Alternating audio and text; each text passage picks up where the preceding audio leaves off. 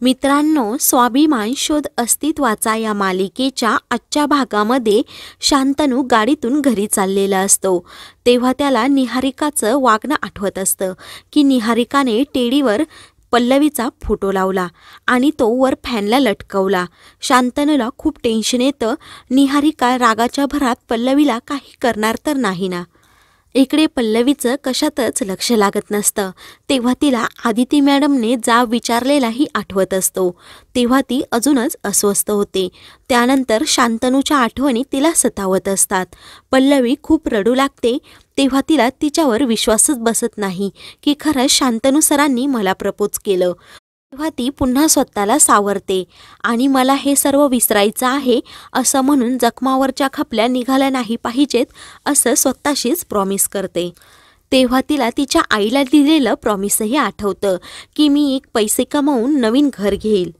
तेव्हा पल्लवी डोळे पुसते आणि बोलते, मला माझ्या कुटुंबासाठी माझी स्वप्न विसरून अजिबात चालणार नाही। दुसरीकडे मोठे काका सुपर्णाला सांगतात, महाजनांनी आपल्याला अडकवण्याचा प्रयत्न केला। तेव्हा सुपर्णा विचारते, आता त्यांनी काय केलं? तेव्हा मोठे काका सांगतात की त्यांनी एक माणूस आपल्या कॉलेजमध्ये पाठवला होता। त्यांनी आपल्यावर दबाव टाकण्याचा प्रयत्न केला आहे असं म्हणून ते सर्व प्रकार सुपर्णाला सांगतात आणि शांतनूच्या बाबतीत काय निर्णय घ्यायचा आहे असं ते सुपर्णाला विचारतात। त्यावेळी सुपर्णा सांगते, ज्या दिवशी शांतनूने त्या मुलीला सर्वांसमोर मागणी घातली त्याच दिवशी माझा खूप संताप झाला होता। परंतु ज्यावेळी पल्लवी त्याला काहीच उत्तर न देता तेथून निघून गेली तेव्हा मला समजलं ही मुलगी काय शांतनूला अजिबात दाद देणार नाही। ती मुलगी कधी शांतनूवरचं प्रेम ॲक्सेप्ट करणार नाही। तेव्हा मोठे काका बोलतात, हो परंतु ती आदितीची शिष्या आहे हे लक्षात ठेव, आपल्याला गाफील राहून चालायचं नाही। तेव्हा सुपर्णा बोलते, हो माझ्या लक्षात आहे। मी शांतनूला अट घातली आणि शांतनूने ते चॅलेंज पण स्वीकारलं, परंतु ही शांतनूच्या आयुष्यातील सर्वात मोठी चूक असेल आणि आपल्या आयुष्यातील सर्वात मोठी संधी, आणि ती संधी मी हातची कधीही जाऊ देणार नाही। इकडे शांतनू घरी येतो तेव्हा तो निहारिकाच्या विचित्र वागण्याचा विचार करत असतो। तेव्हा तो बोलतो की निहारिकाला शिरशेखरचा खूप राग आला आहे, त्यात पल्लवीचा आणि माझं काही एक बोलणं नाही, त्यात मी मोठ्या आईला चॅलेंज पण देऊन बसलो आहे। हा विचार करून शांतनूच्या मनाचा पूर्णपणे गोंधळ उडालेला असतो। तेवढ्यातच गीता तेथे येते आणि शांतनूला विचारते, तू आज कॉलेजला जाणार आहेस का? तेव्हा शांतनू हो बोलतो तर गीता पुन्हा त्याला विचारते, मग मला तू सोडशील का? तेव्हा शांतनू हो बोलतो। तेव्हा गीता पुन्हा शांतनूजवळ येते आणि त्याला विचारते की पल्लवीशी एकदा बोलून घे। तेव्हा शांतनू बोलतो, हो गीता मला माहीत आहे, परंतु आमचं बोलणं होत नाही, मी तरी काय करू? आणि असं काहीतरी कारण आहे ज्यामुळे ती नकार देत आहे। असं काय कारण असेल ते आपल्याला शोधून काढायला हवं। तेव्हा गीता सांगते की हिम्मत करून तुला पल्लवीशी बोलावंच लागेल। तेवढ्यातच तिच्या मोबाईलवर एक मेसेज येतो, ती वाचते त्यानंतर तिच्या लक्षात येतं की होळी आहे। तेव्हा ती त्याबद्दल शांतनूला सांगते। शांतनूला काहीच कल्पना नसते। तेव्हा ती बोलते, होळी आहे, आपण कॉलेजमध्ये किती धूमधडाक्यात साजरी करतो, त्यामुळे ही संधी साधून तुला पल्लवीशी नक्की बोलता येईल। हे ऐकून शांतनू खूप खुश होतो। त्या आनंदाच्या भरातच तो गीताचे केस ओढतो आणि पटकन रेडी हो असं सांगतो। दुसरीकडे सुपर्णा मोठ्या काकांना चहा घेऊन येते तर मोठे काका आश्चर्याने विचारतात, आज तू चहा घेऊन का आलीस? तेव्हा सुपर्णा सांगते, विभावरी आणि मेघनाला मी मुद्दामच कामात अडकवून ठेवलं, कारण मला तुमच्याबरोबर खूप महत्त्वाचं बोलायचं आहे। जे झालं आता ते निस्तारायला हवं। तेव्हा मोठे काका बोलतात, अजून बिघडण्याचं काय राहिलं आहे? तेवढ्यातच मेघना तेथे धावत येते तर सुपर्णा लगेच तिच्यावर चिडते आणि तिला विचारते, तू अशी न विचारता का आलीस? असं म्हणून ती मेघनावर अजूनच चिडते। मेघना खूप घाबरते आणि सांगते की वॉचमॅन काकांना 2 दिवस होळीसाठी सुट्टी पाहिजे। तेव्हा सुपर्णा, मी त्याच्याबरोबर नंतर बोलते असं बोलून मेघनाला तेथून काढून देते आणि दरवाजा लावून घेते व आनंदातच मोठ्या काकांना बोलते की आता आपल्याला उपाय सापडला आहे। तेव्हा मोठे काका विचारतात, कसला उपाय? तेव्हा सुपर्णा सांगते की आपल्याकडे होळी असते ना, आपण मुद्दाम महाजनांना निमंत्रण द्यायचं आणि सणाच्या दिवशी ते कधीही नकार देऊ शकत नाही इकडे आले का आपण त्यांची छान प्रकारे समजूत काढूयात.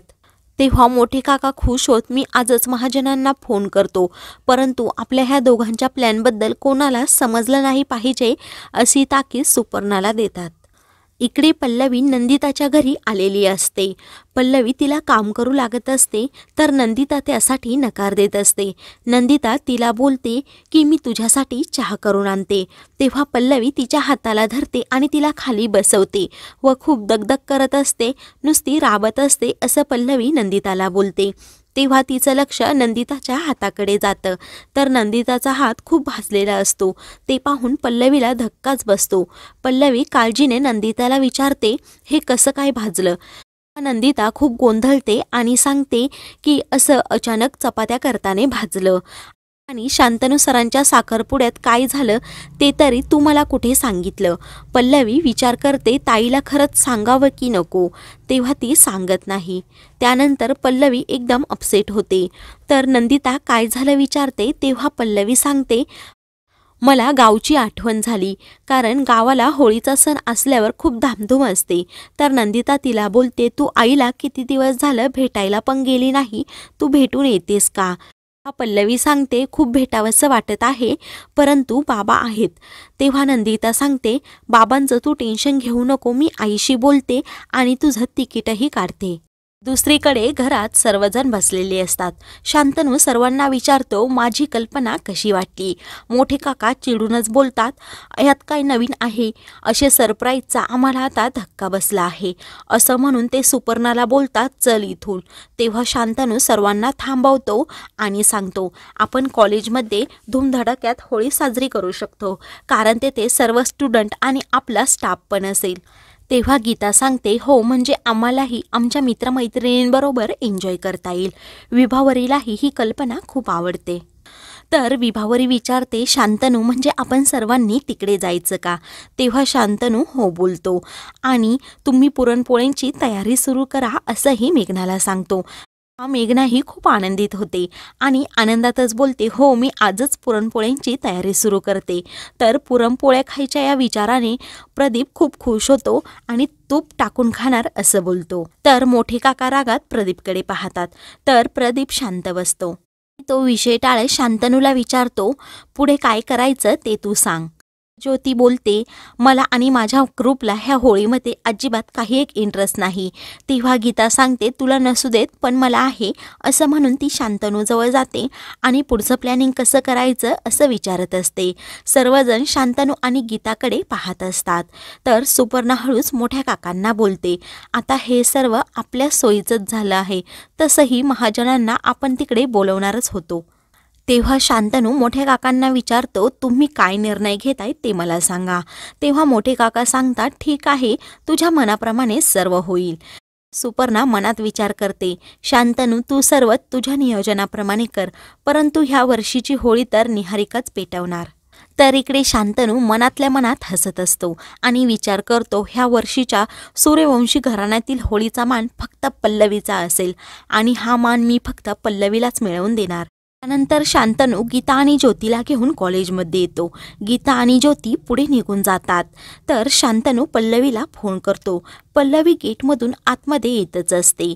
तेव्हा शांतनूचा कॉल आलेला पाहून पल्लवी फोन कट करते. पुढे शांतनूचं लक्ष पल्लवीकडे जातं आणि तो पल्लवीला शिर्षेकर अशी हाक मारून तिला थांबवतो.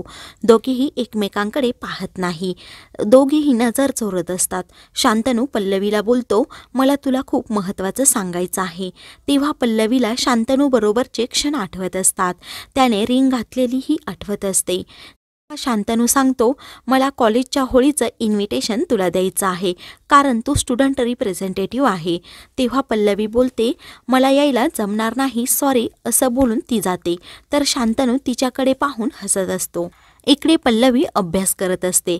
तेवढ्यातच तिला मयंकचा मेसेज येतो की होळीची तयारी करायची आहे. पल्लवीला लगेच शांतनूची आठवण येते.